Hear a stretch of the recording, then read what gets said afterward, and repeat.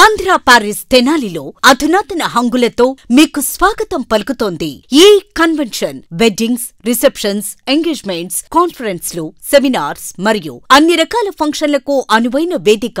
ఈ convention function hall AC, RTC bus stand out gate ఎదురు, Tenali. Cell number 7288566666. ప్రజా pharmacy అనే మందుల షాపు మన గౌరవ మంత్రివర్యులు నాదెండ్ల మనోహర్ గారి చేతుల మీదుగా ఓపెన్ అయిందండి. ఇదిగో ప్రతి సామాన్యుడికి అందుబాటు ధరలో నాణ్యమైన మందులు ఇచ్చేస్తున్నారండి. మరి ఆర్డర్ ప్రకారం ఎలాంటి మందులైనా తెప్పించేస్తున్నారండి. ప్రతిరోజు ఉదయం 7 గంటల నుండి రాత్రి 11:30 వరకు ఎప్పుడు తెరిచే ఉంచేస్తున్నారండి. ఇదిగో అల్లో గాంధీ చౌక్ లేదు, అక్కడ నెహ్రూ రోడ్లోనండి. ఇదిగో మర్చిపోండి, చాలా తక్కువ రేట్లకే నాణ్యమైన మందులు ఇచ్చేస్తున్నారు. ఉంటారండి మరి.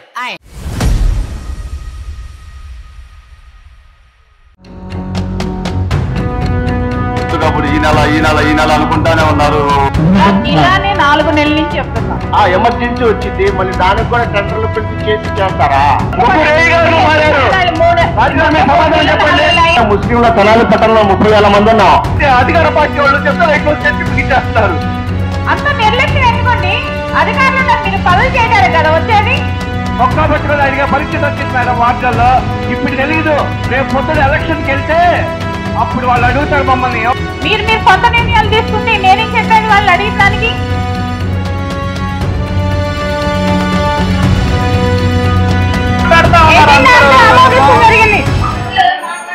తెనాలి మున్సిపల్ కౌన్సిల్ సాధారణ సమావేశం ఈరోజు కౌన్సిల్ సమావేశ మందిరంలో ఉదయం నుండి నిర్వహించారు. చైర్పర్సన్ తాడిబోయిన రాధిక అధ్యక్షతన 11:30 గంటలకు సమావేశం ప్రారంభమై సుదీర్ఘంగా దాదాపు 2 గంటల పాటు ఈ సమావేశం జరిగింది. ఈ సందర్భంగా ఈ సమావేశంలో పలువురు కౌన్సిల్ సభ్యులు అనేక సమస్యలను కూడా లేవనెత్తిన పరిస్థితి ఉంది. ముఖ్యంగా తెనాలి మున్సిపల్ కార్యాలయానికి సంబంధించి ప్రత్యేకంగా ఉన్నటువంటి కార్యాలయంలో ఉన్న అడ్మినిస్ట్రేషన్ డిపార్ట్మెంట్స్ మొత్తంగా కూడా కొత్త మార్కెట్ భవనంలోకి మార్చారు. అయితే ఇంకా కౌన్సిల్ సమావేశాలు ఇక్కడే ఎందుకు నిర్వహిస్తూ ఉన్నారని చెప్పి కౌన్సిలర్ తాడిబోయిన రామయ్య ప్రస్తావించారు. దాదాపు సంవత్సరం నుంచి భవన నిర్మాణ పనులు పనులు ఎందుకు ప్రారంభించడం లేదని చెప్పి ఆయన ప్రశ్నించారు.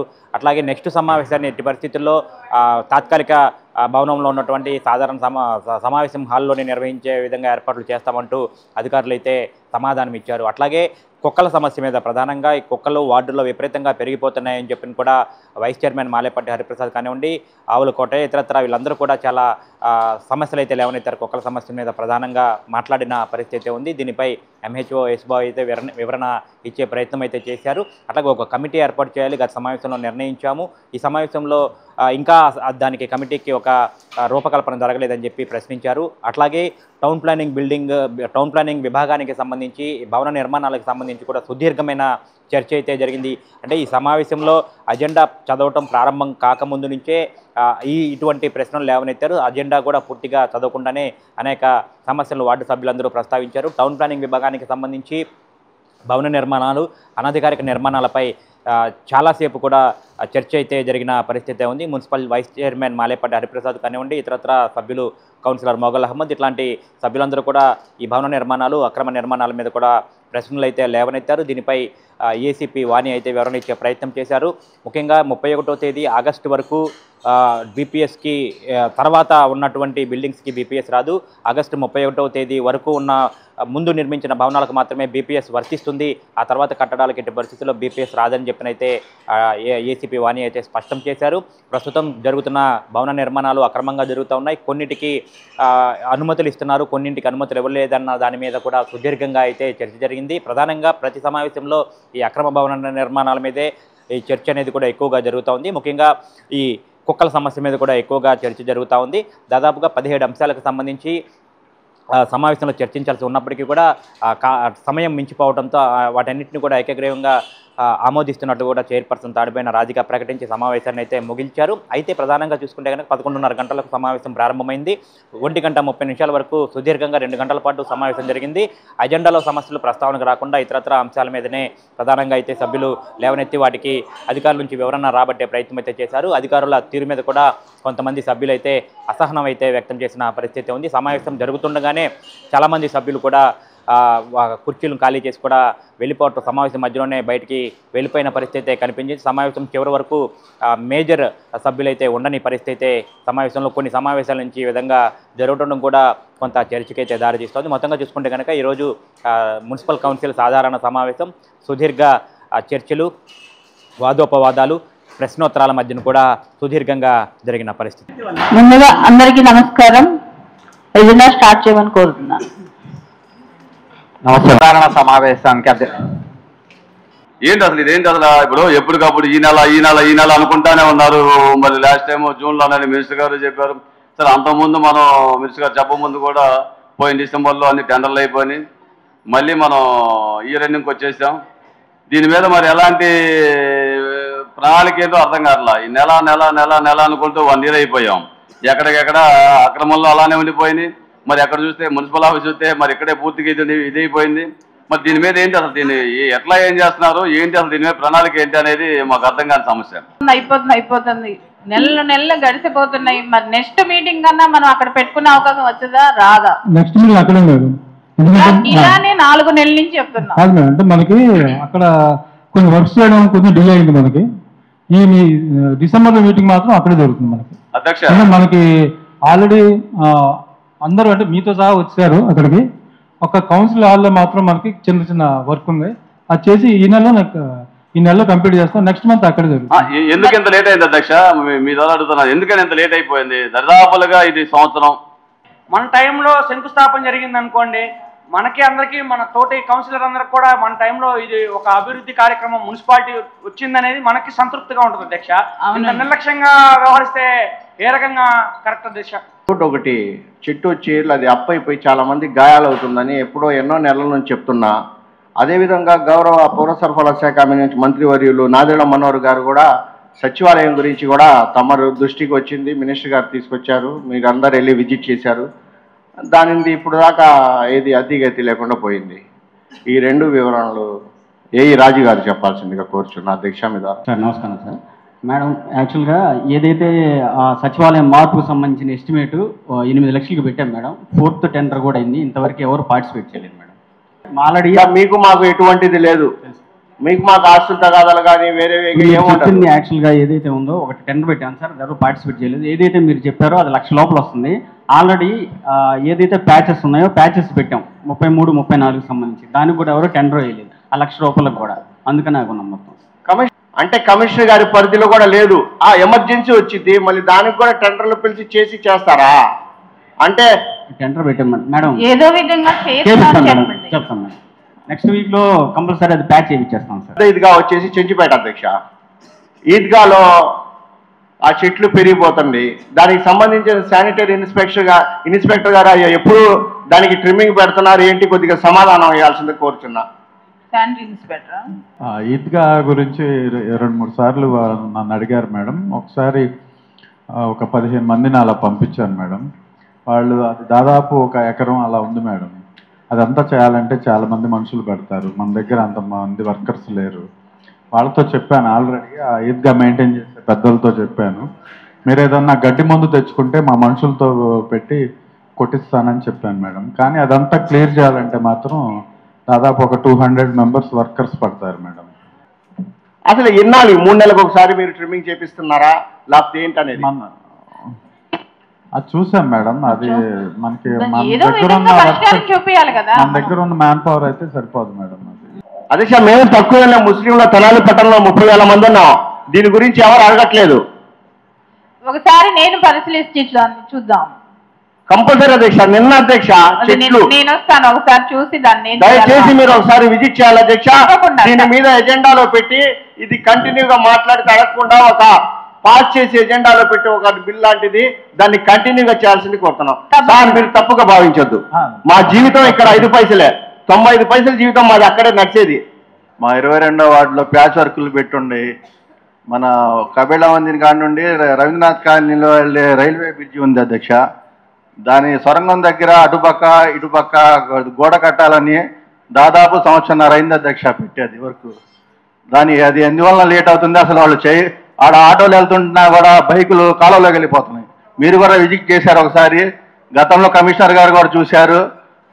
టెండర్ కూడా వేశారు, వర్క్ రేపు పొద్దున్నే స్టార్ట్ అవుతుందని పాత డిఈ గారు చెప్పారు. ఇప్పుడు దాకా ఆడ ఎటువంటి ఇటుకరాయి కూడా వేయలేదు అధ్యక్ష. దీన్ని ఎందువల్ల నిర్లక్ష్యం చేస్తున్నారు అధ్యక్ష వీళ్ళు? ఆ రైల్వే క్రాసింగ్ దగ్గర పర్మిషన్ లెటర్ పెట్టాం మేడం. పెట్టారా? పెట్టాము, ఇంకా పర్మిషన్ రాలేదు మేడం. ప్యాచ్ వర్క్లకి 4th కాల్ పిలిచాము మేడం, ఇంకా ఎవరు పార్టిసిపేట్ చేయలేదు మేడం. అవగానే ప్యాచ్ వర్క్ ఎన్ని రోజులు అండి అది రైల్వే బ్రిడ్జి స్టార్ట్ ఎన్ని రోజులైంది, వర్క్ పెట్టి ఎన్ని రోజులైంది, లెటర్ ఎన్ని రోజులకు తెస్తున్నారు? టైం పట్టిస్తామండి. డిఆర్ఎం ఎన్ని రోజులు, సంవత్సరం పట్టింది టైము? మీరు సమాధానం చెప్పండి. రాజుగారు ఏగా ఉన్నప్పుడు అంత ముందు ఇంకో ఉన్నారు, డి గారు ఉన్నారు, వచ్చి చూసి వెళ్ళారు, ఎస్టిమేషన్ వేశారు, అప్పుడు లెటర్ వస్తుందా, పర్మిషన్ వస్తుందా మీకు? అప్పుడు ఇంకా లెటర్ ఇవ్వలేదు సార్, రీసెంట్ గా పంపించారు. ఏ లెటర్ ఇవ్వట్లా? సంవత్సరంన్నారా లెటర్ ఇవ్వడానికి? ఎవరు చచ్చిపోతే ఎవరు మీరు ఇస్తారా హామీ? సార్ ఆ ఏరియాకి వచ్చి ఇబ్బంది కలుగుతుంది, కాలం ఉంది పక్కన, రోడ్డు ట్రాఫిక్ పెరిగిపోయింది, మల్లెపాడు పిరుపాడు మొత్తం పరిమి నుండి అట్నుండి వస్తున్నారు. అట్నుండి వచ్చేటప్పుడు దానిలో ఇబ్బంది అవుతుంది, కాలంలో ఎంతో మంది పడుతున్నారు అక్కడ. వాళ్ళ ఆఫీసర్లు 40 వాట్స్ 60 వాట్స్ కావాలంటే ఎమ్మటి తెచ్చి బిగిచ్చేస్తున్నారు. మా వార్డులో ఒక్క లైట్ బిగియమంటే సంవత్సరాలు బట్టి స్టాక్ లేదంటున్నారు. వాళ్ళ డబుల్ లైట్లు ఒకసారి చూడండి, ఒక బిల్డింగ్ ఉంది, అటుపక్క లైట్ ఇటుపక్క లైట్, ఫోకస్ లైట్ లాగా వెళ్తున్నాయి. అదే ఏం నిర్లక్ష్యం అధ్యక్ష అది? కౌన్సిలర్ అంటే కౌన్సిలర్ చెప్పడం తెలియదు. ఆ వార్డులో కౌన్సిలర్ అయితే లైట్లు లేవు, రాజకీయ నాయకులు వేరే పార్టీ అధికార పార్టీ వాళ్ళు చెప్తే లైట్లు తెచ్చి బిగిచ్చేస్తున్నారు. పార్టీతో సంబంధం లేదండి, మనకి ప్రజాప్రతినిధులు ప్రజలు వాళ్ళ సమస్యలు. లైటింగ్ కూడా వేసుకోకపోతే మన దౌర్భాగ్యం అండి. లైటింగ్ వేసుకోవడం తప్పులేదు అధ్యక్ష, స్టాక్ లేదు, ఇబ్బంది లేదు అధ్యక్ష. ఆ లైట్ కూడా మనం వేయలేదు మేడం, వాళ్ళే కొనుక్కుని వాళ్ళే ఎందుకు వేస్తారు అధ్యక్ష? వాళ్ళు 4 లైట్లు 60 వాట్స్ 40 వాట్స్ తెచ్చి ఒక స్తంభానికి 2 లైట్లు ఫోకస్ లైట్ తెచ్చుకుని వేసుకుంటారు అధ్యక్ష. లైటింగ్స్ శుభ్రత అవునా? అడిగేవాళ్ళు లేరా లేకపోతే కౌన్సిలర్ శానిటేషన్ జీరో, అన్ని జీరోగా ఉన్నాయి. ఇక అధికారులు ఏం చేస్తున్నారు అర్థం కావట్లేదు. ఇక్కడ ఏదో నెలకు ఒకసారి వస్తున్నారు, అడుగుతున్నాం, అయిపోతుంది, మళ్ళీ నెక్స్ట్ అంటున్నారే కానీ ఒక్క పని ఇది అయ్యింది. నేను రైల్వే వరకు లెటర్ పెట్టమని ఏఈ గారు సూర్యబాబుకి ఎన్నాళ్ళైందో చెప్పి నేను పిలిచి రూమ్ లో పిలిచి ఛాంబర్ లోకి అడిగేదాకా ఇంతవరకు లెటర్ పెట్టాల. అంత నిర్లక్ష్యం ఎందుకండి? అధికారులు ఉన్నారు, మీరు పనులు చేయడానికి కదా వచ్చేది, దేనికి వస్తున్నారు? ఎన్నిసార్లు చెబుతారు మీరు? క్రమశిక్షణ చర్య తీసుకోండి. అంత నిర్లక్ష్యంగా ఉంటే క్రమశిక్షణ చర్యలు తీసుకోండి.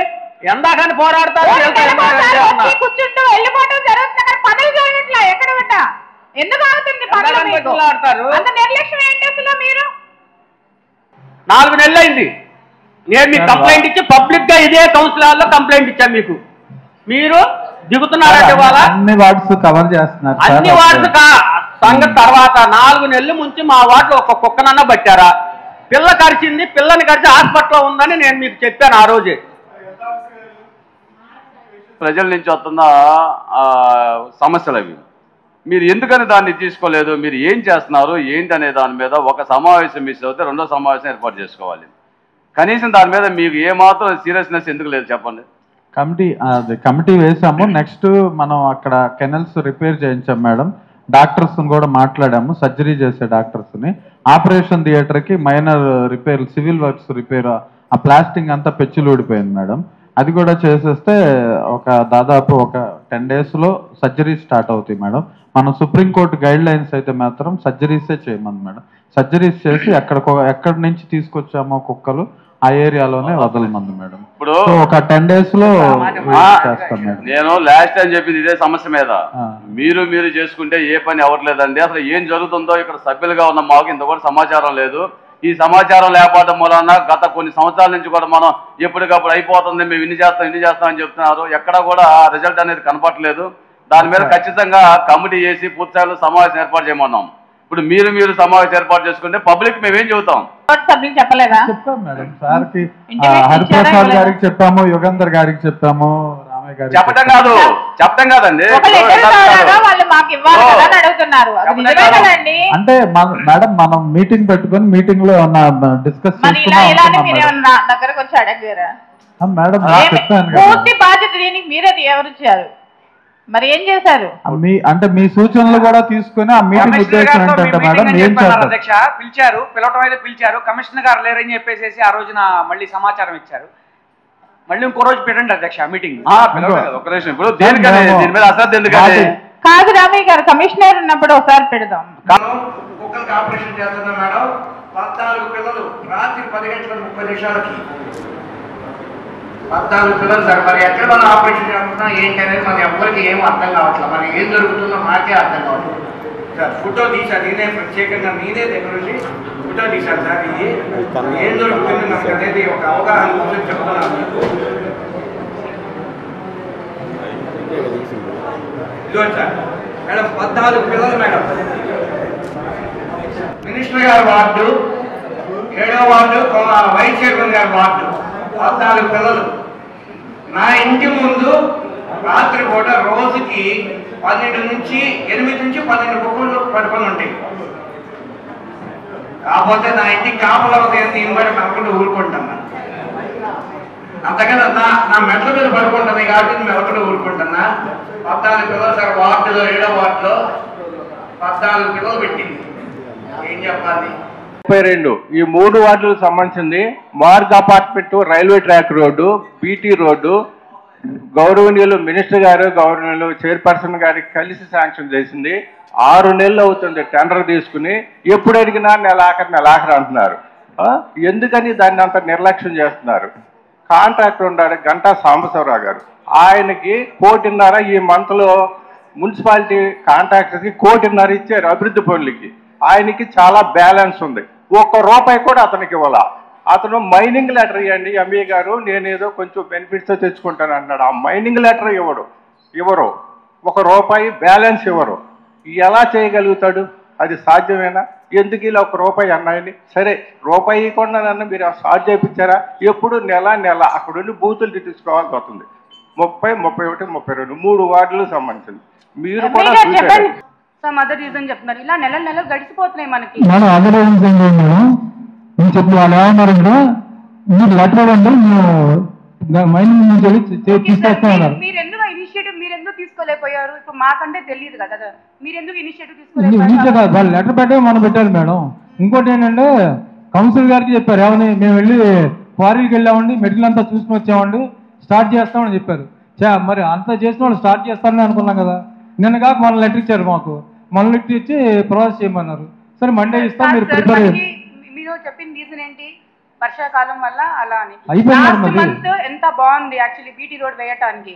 మరి అప్పుడు వర్క్ మీద ఇప్పుడు మీరు కౌన్సిలర్ గారితో మాట్లాడి, లేకపోతే చైర్పర్సన్ గారితో మాట్లాడి దాని మీద ఎలా వర్క్ మనం ఫాస్ట్ గా చేయాలని చెప్పి మీరు ఇనిషియేటివ్ తీసుకుంటే ఈ పాటికల రోడ్ కూడా అయిపోయేది. దీనికి ప్రణాళిక ఏం లేదు మేడం. వాళ్ళు ఏంటంటే వాళ్ళు లెటర్ అడిగారు, వాళ్ళు కాంట్రాక్టర్ వైపు నుంచి తప్పు పడుతున్నారు. ఓకే, అదేదో అప్పుడే మీరు కొంచెం ఇనిషియేటివ్ తీసుకుంటే అయిపోయేది కదా మేడం. లెటర్ వాళ్ళు ఇవ్వకుండా నేను ఎలా ఇనిషియేట్ చేస్తాను? నేను లెటర్ వాళ్ళు ఇస్తే నేను ఫార్వర్డ్ చేస్తాను. వాళ్ళు కౌన్సిల్ గారి ద్వారా అడిగించారు లాస్ట్ మీటింగ్లోనే. అడిగించిన వాళ్ళు సరే చేస్తామంటే మరి వెంటనే లెటర్ ఇవ్వాలి కదా, ఇప్పటికే వర్క్ స్టార్ట్ అయ్యేది కదా. వాటిలోనూ లింగార హాస్పిటల్ దగ్గర కాలువ పెట్టాం, అటుపక్క ఇటుపక్క 2 పక్కల 4 సంవత్సరాలన్నర అయింది. ఇప్పుడు 2 మాటలు పుస్తకంలో ఇది 2వసారి రావటం. ఒకసారి వచ్చి మళ్ళీ వెనక్కి పోయింది, మళ్ళీ ఇది మరి 3 పెట్టా నేను. ఏంటి అర్జెంటు వర్కులు, తిరుతమ్మ తల్లి గుడి కాడ చిన్నది కలబట్టు పగలగొట్టాము. నీళ్లు పాక చాలా ఇబ్బంది పడుతుంటే పగలగొట్టాము. అదొకటి. కొత్తగా కట్టిన కలబట్టులోనూ కొంచెం తేడా ఉంది, అది సరి చేయమన్నాం. చిన్నది కాలువ, అది కూడా చెప్పాం. వచ్చారు, చూశారు, కొలతలు వేస్తానే ఉంటారు, చూస్తున్నారు, పోతున్నారు. మరి ఒక్కటే వచ్చింది ఎందుకని? మరి ఆ 3 ఏమైనాయి? ఆ 3 మళ్ళీ ఇంకోసారి పెడతారా? కనీసం ఫోన్ చేస్తే 7-8 సార్లు ఫోన్ చేసిన తర్వాత రెస్పాండ్ అవుతారు. అయిపోయేలోపు ఈలోపు జరగాల్సినంత జరిగి అయిపోతూ ఉంటుంది. కనీసం మర్యాద అనేది లేదు. అంటే ఇంకా దగ్గరకు వచ్చేసింది, ఇంక వీళ్ళు ఏం చేస్తారనే ఉద్దేశమా ఏంటనేది ఎవరికి ఏమో అర్థం కావట్లేదు మేడం. మరి ఇది ఎందుకు ఇలా చేస్తున్నారు? ఇప్పుడు తోటి కౌన్సిలర్ అడిగారు, అనాథ రేజుగా వేస్తున్నారు అంటే మాకు చూపించండి అంటున్నారు. మేము చూపించాలా మీకు? మీరు అర్థం చేసుకోండి. మేము వచ్చి మీకు చూపించాలా? అంటే వార్డులో అంటే ఆ వార్డుకి వెళ్ళి మేము తగాదా పెట్టుకోవాలా?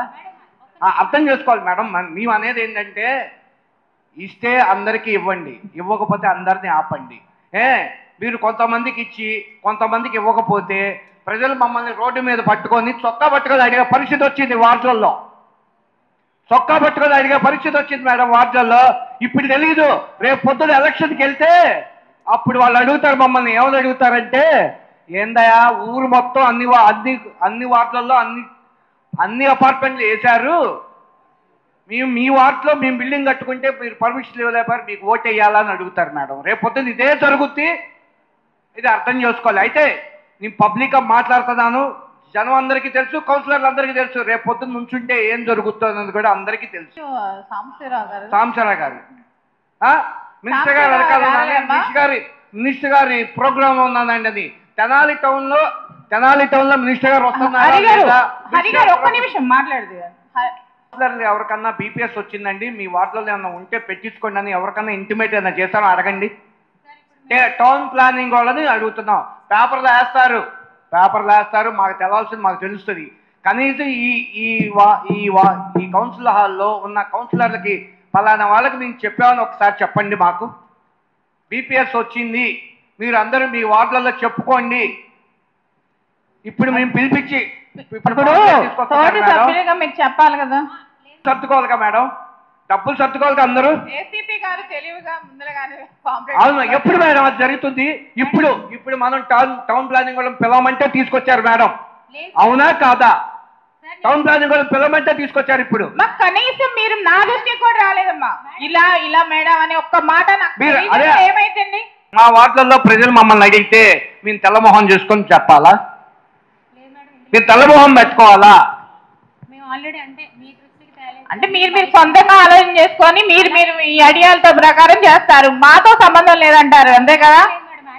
నేను వస్తున్నా కదమ్మా, మీరు వచ్చి ఒక మాట నాకు చెప్పలేదు కదా అంటున్నాను నేను. మీరు ఎజెండా మనం సర్వే చేసింది ఇప్పుడు 5 రోజుల ముందర, మరి చూశారు ఎజెండాలో ఉందా లేదా అని చూశారు. ఇది సంగతి మేడం, ఇలా అనుకున్నాను, ఇలా కమిషనర్ గారు లెటర్ ఇచ్చాను, ఇది అని మీరు నా దృష్టికి రావాలి కదా అంటున్నాను. నాకు తెలియకుండా మీరు సొంతంగా తీసుకుంటే ఇంకా నేనెందుకు ఇక్కడ? ఇప్పుడు కౌన్సిల్ ఇప్పుడు వాళ్ళు మాట్లాడుతుంది ఏంటి, మా దృష్టికి తెలియాలిగా. ఇప్పుడు వాళ్ళకి నేను మాట చెప్పాలంటే నాకు తెలిసి ఉండాలిగా. మీరు సొంత నిర్ణయాలు తీసుకుంటే నేనేం చెప్పేది వాళ్ళు అడిగిన దానికి? ఇప్పుడు మీరు కమిషనర్ గారు అన్నారు, కమిషనర్ గారి పరిధిలో వెళ్ళారు, బాగానే ఉందమ్మా. హెడ్గా నేను ఉన్నప్పుడు నిధి సంగతి మేడం మీరు నేను కలుసుకొని మాట్లాడితే ఏమైంది? ఛాంబర్ అక్కడే కదా. మీరు ప్రతిరోజు అధికారులు అందరూ పిలిపించి మాట్లాడండి. అధికారం అనేది నేను చెప్పకూడదు, ఎప్పటి నుంచో మారిపోయాయి అధికారులు అనేవాళ్ళు, ఎప్పటి నుంచే మారిపోయాయి. ఇంకెంతకు మించి నేను చెప్పడం బాగోదు. Right madam, right.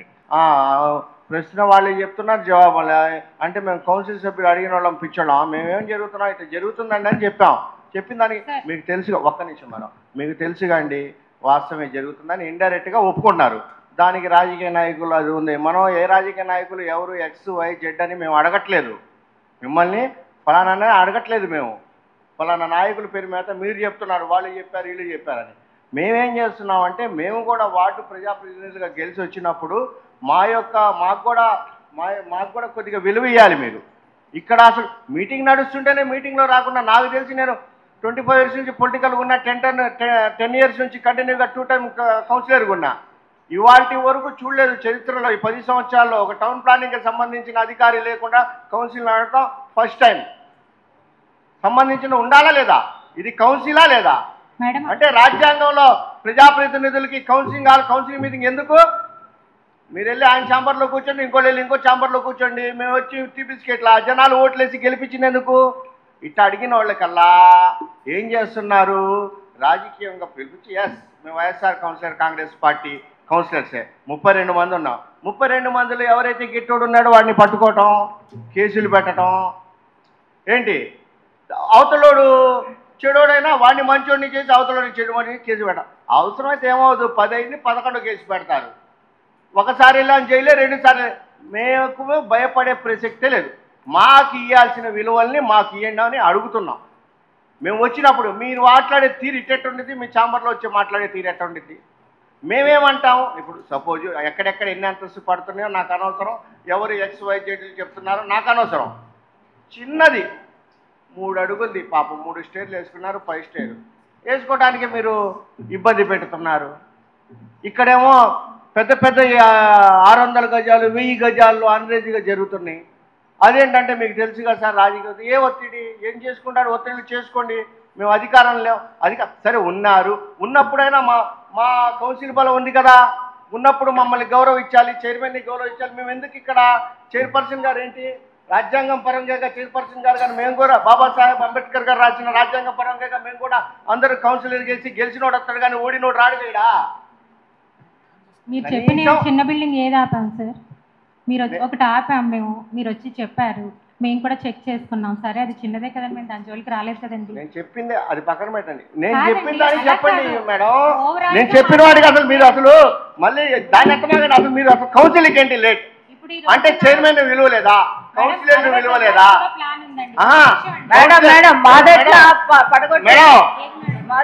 మేము కూడా ఒక అర్జెంట్లో వేసామని మిమ్మల్ని కూడా రిక్వెస్ట్ చేసుకున్నాం కదా. అయితే నగర్ లింగారాగర్ సెంటర్ దగ్గర వేసాం కదా. మున్సిపల్ సైటే మేడం, ఎవరు లేవా? ఎక్కడా లేవు. ఒక మున్సిపల్ సైట్ లో ఎక్కడ వచ్చి లేవా? రాత్రికి రాత్రి అంతా మీరు గందరగోళం చేశారా? మీరు చర్చి వైపుదే అని చెప్పినా కూడా ఆపలేకుండా చేశారుగా. మేము చూపిస్తాం, మా వార్డులో ఉన్నాయి ఇంకా. ఒకటి ఆ రోజు మీరు వచ్చినప్పుడు నాతో ఏమన్నారు, వాళ్ళు షెడ్ ఏంటండి అక్కడ ఏం వర్క్ చేయరు అన్నారు. మేము ఈ మాట గౌరవించి కామ్ గానే ఉన్నామండి. నైట్ ప్లాట్ఫామ్ ఎందుకు?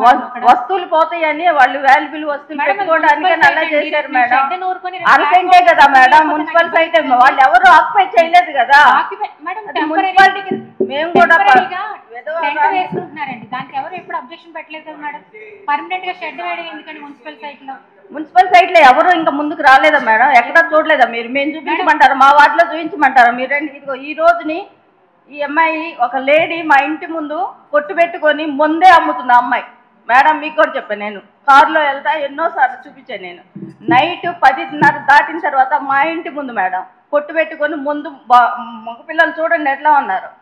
కంప్లైంట్ ఇస్తే పోలీసులకి ఎంతో కొంత ఇచ్చి మేనేజ్ చేసుకుంటున్నారు. మరి వాళ్ళని ఎందుకు పట్టుకోరు మేడం? మేడం బంకు వరకు అయితే అది రోడ్డు మీదకి ఉంది అంటే మేము వచ్చి చూస్తాం. బంకు రోడ్డు మీదే ఉంది మేడం. ఆ అమ్మాయి అమ్మేది కూడా ఏమి లేదు, పగల తీగ అమ్మాయి నైటే తీస్తుంది. ఒక లేడీ బాబు అన్ని పెట్టుకొని వెహికల్స్ అన్ని పెట్టుకొని తాకట్టు పెట్టుకుని ముందు అమ్ముతుంది. రండి మేము చూపిస్తాం, పట్టుకొని ఆ అమ్మాయిని పంపించాం. ఇది 100 గజాల వరకు మీకు పర్మిషన్, 60-70 గజాల్లో 100 గజాలు అంటే అందరూ కౌన్సిల్ సభ్యులందరికీ ప్లస్ మీడియా వారికి చెప్పేది ఏంటంటే, అంటే ఉన్న పొజిషన్ అయితే చెప్తున్నానండి నేను. ఇప్పుడు 60 గజాలకి వరకు కూడా గవర్నమెంట్ పర్మిషన్స్ ఇచ్చే అవకాశం ఉందండి. అంటే మీ దగ్గరకు వచ్చే పబ్లిక్ కూడా మేము చెప్పమనేది ఏంటంటే, వాళ్ళకి ఇంకా తప్పదు, ఆ రోడ్ వైనింగ్స్ పోతే నెట్ ఏరియా తక్కువ మిగులుతుంది, ప్లానే రాదన్న సందర్భాల్లో మేము కూడా మీరు అన్నట్టుగానే వెళ్తున్నాం. కానీ ప్లాన్ వచ్చే అవకాశం ఉన్న వారి చేత ప్లాన్లు పెట్టించండి. అలాగే 31 ఆగస్టు ఏదైతే ఉందండో దాని తర్వాత జరిగే కన్స్ట్రక్షన్స్ ఏవి కూడా బీపీఎస్ పరిధిలోకి రావండి. కాబట్టి తర్వాత కన్స్ట్రక్షన్స్ అనేవి కూడా ఇప్పుడు ఏంటంటే ఫర్దర్గా ఏదైనా ఫ్లోర్స్ కావాలి అనుకునే వాళ్ళు ఆ రోడ్డు విడ్త్ అది సరిపోతుంది అనుకుంటే ఇప్పుడు వరకు ఉన్న బిల్డింగ్ ఏదైతే ఉన్న బిల్డింగ్ కూడా బిఫోర్ 31 ఆగస్టు ముందు ఏదైతే అది అయ్యిందో అది బీపీఎస్ ద్వారా రెగ్యులరైజ్ చేయడానికి అప్లికేషన్స్ పెట్టించండి. తర్వాత ఫర్దర్ ఫ్లోర్స్ అనేవి రూల్ ప్రకారం పెట్టుకోవడానికి వాళ్ళందరినీ మీ తరఫున కూడా ఎంకరేజ్ చేయమని మీడియా తరఫున అందరి తరఫున కోరుకుంటున్నాను మేడం. ఇప్పుడు 11/3/2026 వరకు టైం ఉంది మేడం మనకి. అవునండి.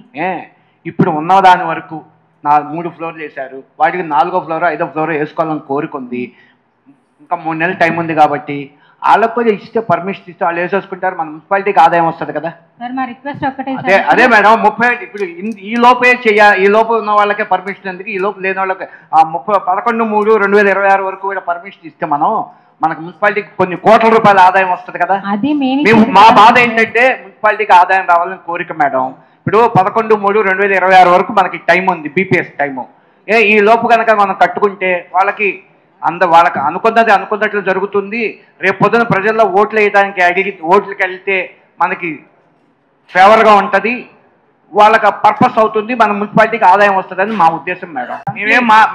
నేను 4.5 సంవత్సరాల తర్వాత ఎంత బాధ వేస్తే జరిగింది అనేది దానికోసం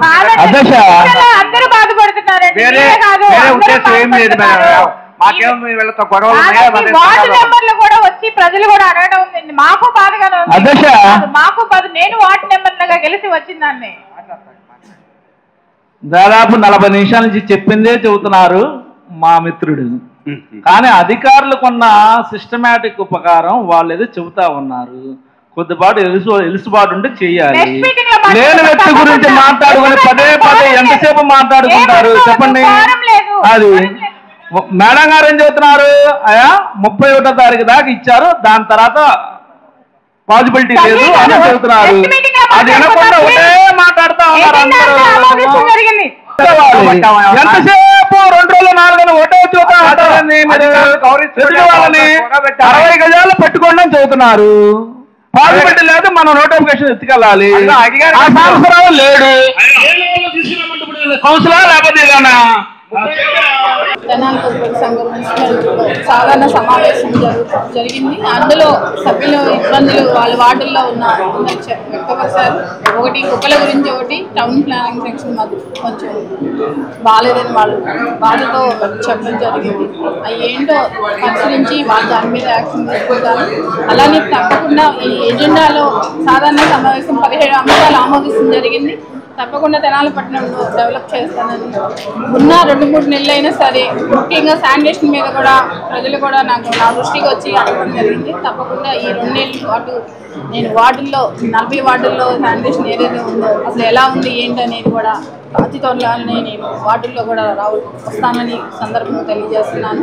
తప్పకుండా ఎలాంటి ఇబ్బంది లేకుండా ప్రజలకు కావాల్సింది శానిటేషన్, ఒకటి లైటింగ్, ఇలాంటి వగైరా ఏవైతే ఉన్నాయో దోమల మందు కానివ్వండి, ఇలాంటివి ఉన్నాయో దాని మీద చర్యలు తీసుకుంటాను.